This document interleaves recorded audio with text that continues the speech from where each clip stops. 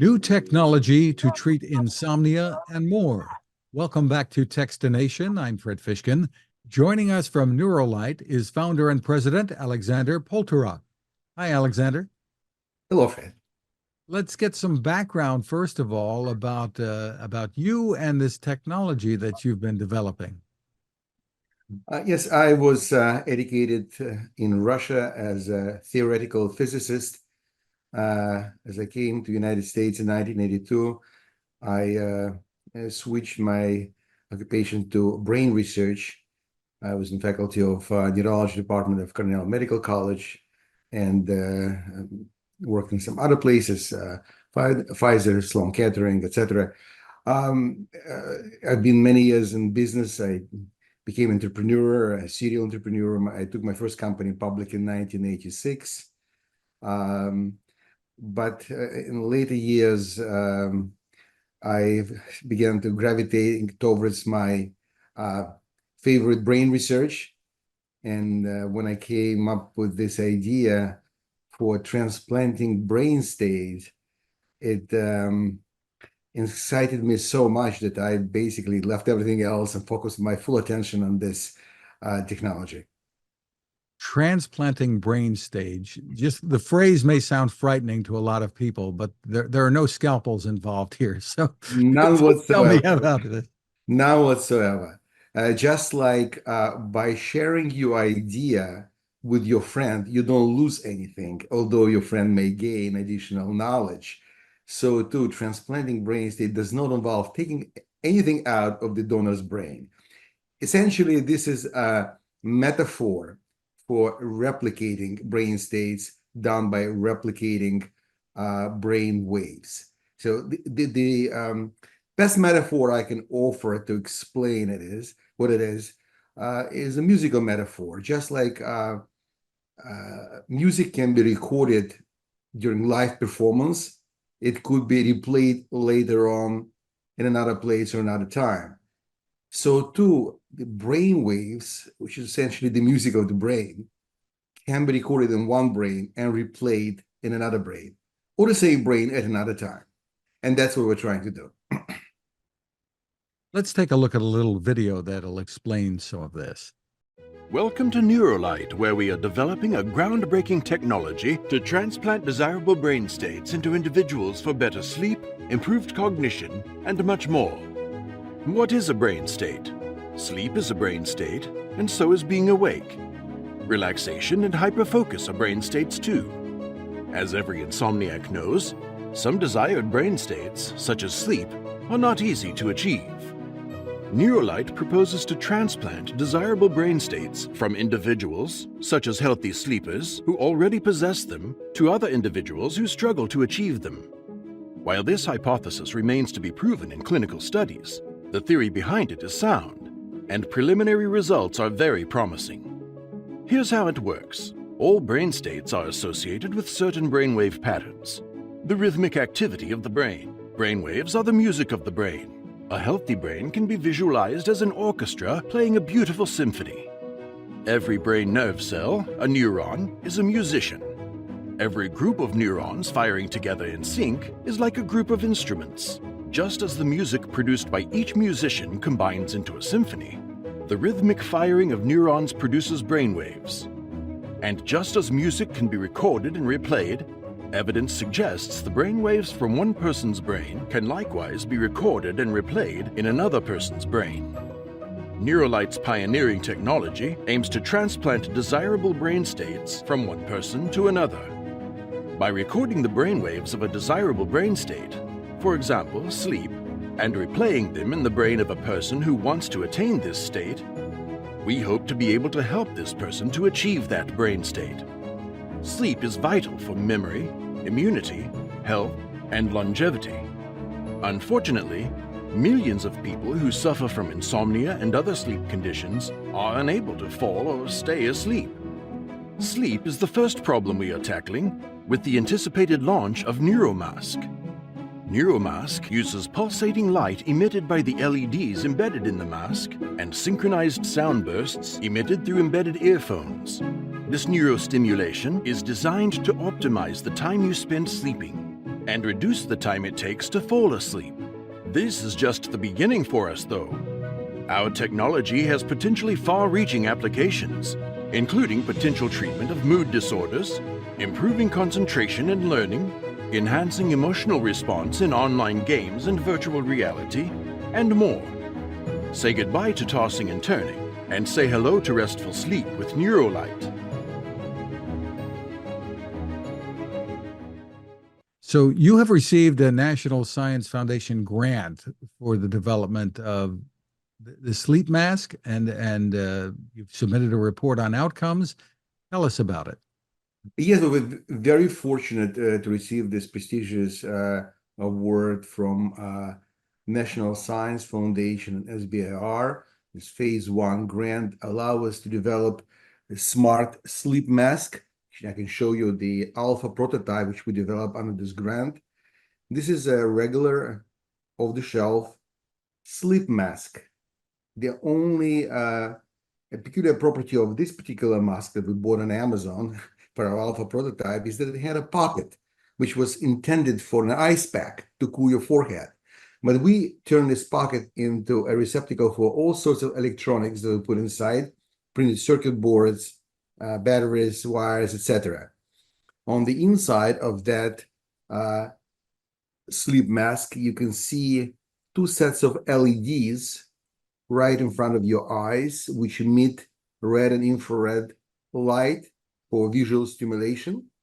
And in the flaps of the mask, embedded 2 earphones, which emit sounds for auditory stimulation. So it's a very comfortable mask. You can sleep in it the entire night, which I do, with no issues whatsoever. But it provides a whole night brain stimulation that allows you to achieve much deeper sleep and be more restored and energetic in the morning, to ensure it will have higher cognitive performance during the day, better energy, and overall better health. And where do the brain waves from other people come in? Yes, excellent question. So while in my metaphor, it was very simple, record and play back. Of course, in real life, it's not as simple as that. Recording is rather simple because we use electroencephalography, a technique that's been used for 150 years. So we do use EEG recordings of thousands of healthy sleeping subjects. We do a lot of mathematical analysis of this EEG recording to extract cortical signatures, those patterns that specifically associated with desired sleep stage. There are several stages of sleep, and sleep, of course, is one of the brain states which we are learning how to transplant from somebody who has it to somebody who wants it, such as an insomniac, right? The few stages of sleep include N1, which is the light sleep, N2, which is transitional between light and deep sleep, N3, which is deep sleep, and then what's called slow wave, deep non-REM sleep, and REM sleep. So we can identify patterns specific to each of these stages of sleep, and then we invert those patterns into a waveform, which we modulate on the stimuli we use to stimulate the brain. In our case, it's light and sound. It's natural to use light because sleep is regulated by circadian rhythms, and circadian rhythms are regulated by sunlight. We wake up when sun shines in our face, and we're supposed to go to sleep, evolutionarily speaking, when the sun sets. Of course, now computers and laptops and smartphones keep us busy, which creates a problem. So we're trying to solve this problem by using the correct light with specific frequencies to entrain the brain to the frequency necessary to falling asleep. So that's what we do. We record the EEG from sleeping donors, healthy donors. We extract those patterns from these EEG recordings. We create waveforms We modulate these waveforms on light and sound, and then we stimulate the brain using this mask to entrain the brain to the desired frequency to induce a desirable sleep stage. For example, for somebody who suffers from an onset insomnia, which means that they cannot transition from waking state to sleeping state. They cannot achieve N1, the first stage of sleep. So that would be a specific program that would stimulate the brain with the frequencies that are characteristic of N1, and more specifically transition between waking state to N1. Or somebody who is missing, for example, slow wave sleep, which is characteristic of patients with insomnia, with dementia. We would be looking for cortical signatures which are associated with this slow wave non-REM deep sleep, and we would induce the brain to enter this slow wave sleep to allow people to engage their brain immune system and consolidate short-term memory into long-term memory, which all happens during the slow wave sleep, which is missing in a lot of elderly people. So do you envision this as something people would be using in their homes on a regular basis, or would this be going to a facility to have treatment, or how is this going to be used? It's an excellent question, Fred. Like all neuroscientists, we started neuromodulation using traditional neuromodulation techniques such as electrical transcranial electric stimulation, TES, specifically TACS, transcranial alternating current stimulation. And people use magnetic stimulation, but we quickly realized that this technology is not scalable. Although our first pilot studies were done in the neuromodulation lab of the City College of New York, the lab of Professor Ron Bixson, who was very gracious, offering his lab and collaborating with us to do 2 sleep studies, which we did in 2018 and 2019 and reported at conferences, published the results. We used for these studies the transcranial electric stimulation. But we realized that this technology is not scalable because people cannot come every night to a lab to sleep. They have to sleep in their homes. And we therefore looked for different stimulation modalities that can be easily implemented at home. And of course, light and sound are very, very convenient for this purpose because you don't need to attach any electrodes to your head. You don't need to wear this cap, a funny looking cap, similar to the ones that you wear when you take EEG recordings for stimulation. We use very similar cap embedded with electrodes. You don't need to use electroconductive gel. You don't need to wash your hair before that with shampoo to make conductivity better. All these things, all this hassle that goes on in preparing yourself for electrical stimulation of the brain is gone. We use natural light and sound. These are holistic modalities, natural modalities. And as I said before, they actually turn out to work much better because our brain is very much has evolved to be entrained by natural light, because that's what tells the brain when to wake up and when to go to sleep. So it works very well at home and is meant to be used at home. And it's safe. You don't need to be monitored. Are there risks involved with using this? I beg your pardon? Are there risks involved with using this mask? It's no other risk than looking, for example, on sunset in the evening. We wish we had an opportunity to go every evening outside to observe sunset. It's actually very important, just like it's important to expose your face to early morning sun, because the blue colors, blue hues of the morning light tells the brain to stop producing melatonin, which is the hormone of sleep.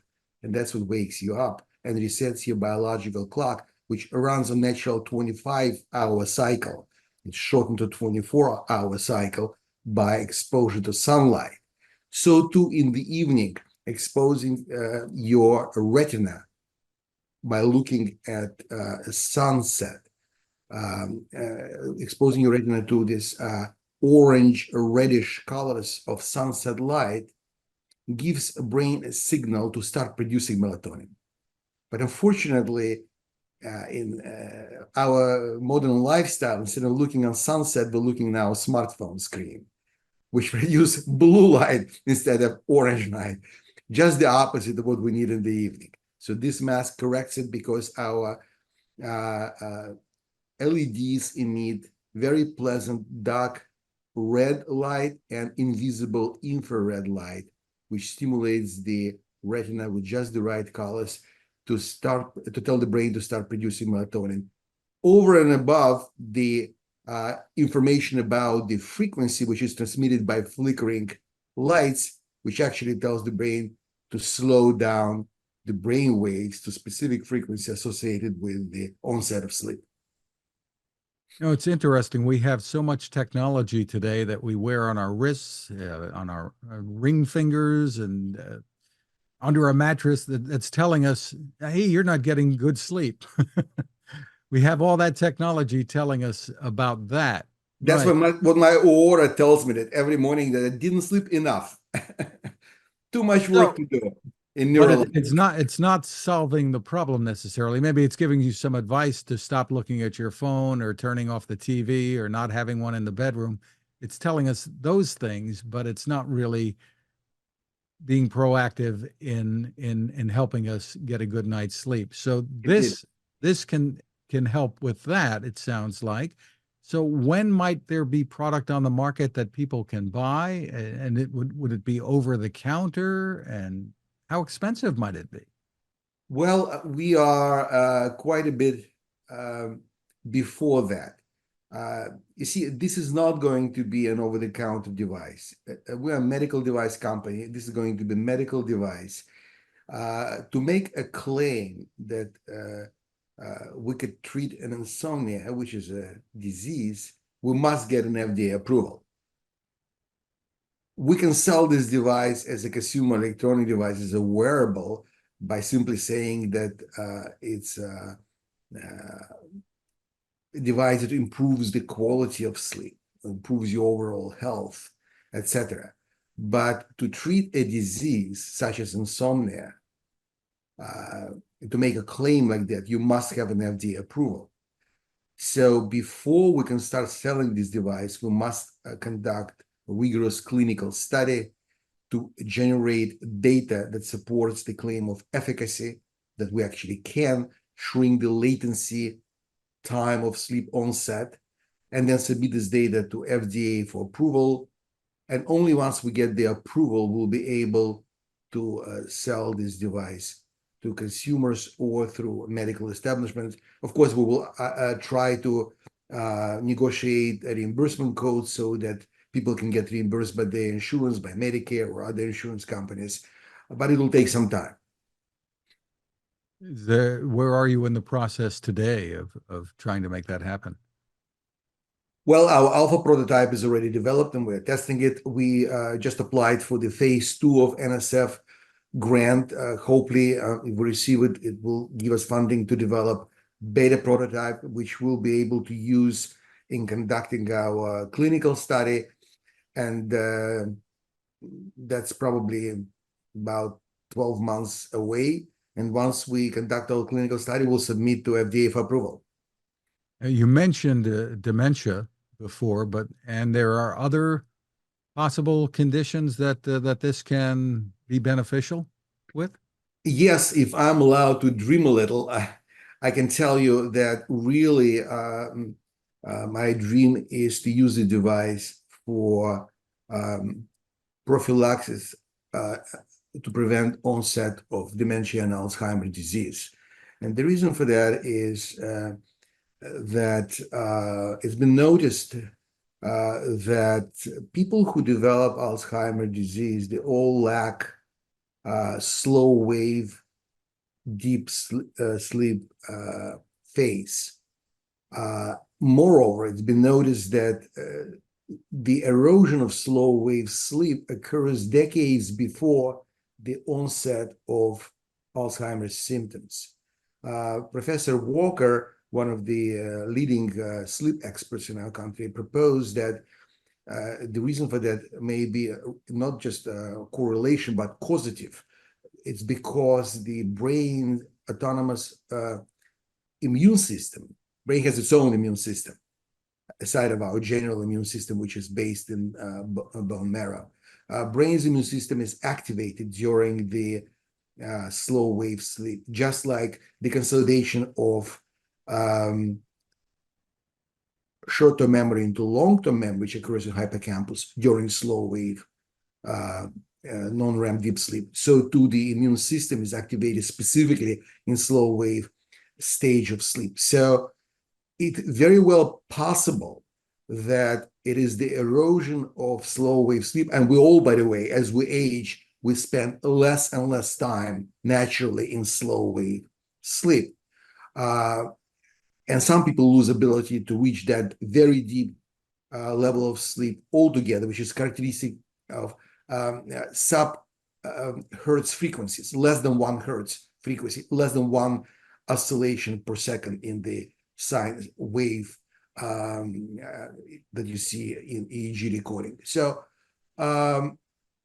if we can entrain the brain to get to that stage of sleep, even if it cannot do it on its own, but during the brain stimulation session, which is going to be done while you wear the sleep mask, and you go to sleep and you're sleeping and you're unaware of it, but the mask does its job with this flickering light and almost imperceptible sounds. They entrain your brain, and we will be able to take the brain by the hand, if you will, and walk it down the aisle to the place it cannot get by itself, but we want to get it to that place of slow wave sleep where we'll be able to activate the immune system of the brain to clear out all the debris from metabolic processes, to clear out all this beta and tau amyloid, and prevent the gumming up of the brain, which is characteristic of Alzheimer's disease. Of course, all this at this stage are hypotheses and dreams, need to be proven in clinical studies, but we very much hope to get there in not too distant future. Well, you have some interesting people coming on board to assist with all of this. This week, you announced that astronaut and inventor Dr. Scott Parazynski, who we've interviewed in the past, has joined your advisory board. Yes, we are very excited about Scott joining the board of our company. He brings wealth of experience. He's a medical doctor. He's a physician. He's a scientist. He is an inventor, prolific inventor, and he spent 70 years in NASA. He's been 17 times in spacewalks. He led 5 of them. He's also an athlete. So he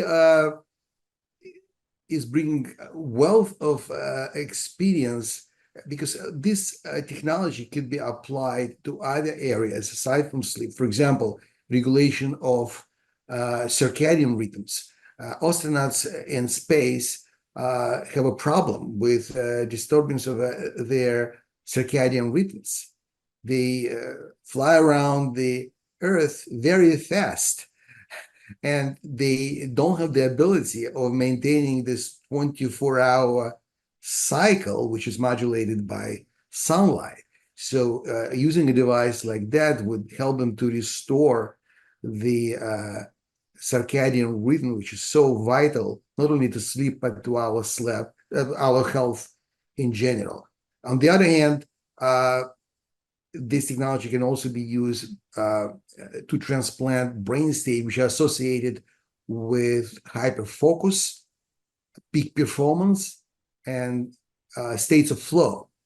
And that's what Scott does very well. He's almost constantly in a state of flow. And that's why we're very, very pleased to have him on board. Just terrific. Where is it that people can go for more information about all the work that you're doing, and hopefully one of these days to be able to get hold of a device? Yes, our website is www.neurolight.co. NeuroLight.co. Alexander Poltorak, thank you so much for spending time with us. Fred, it's my pleasure. Thank you for inviting me.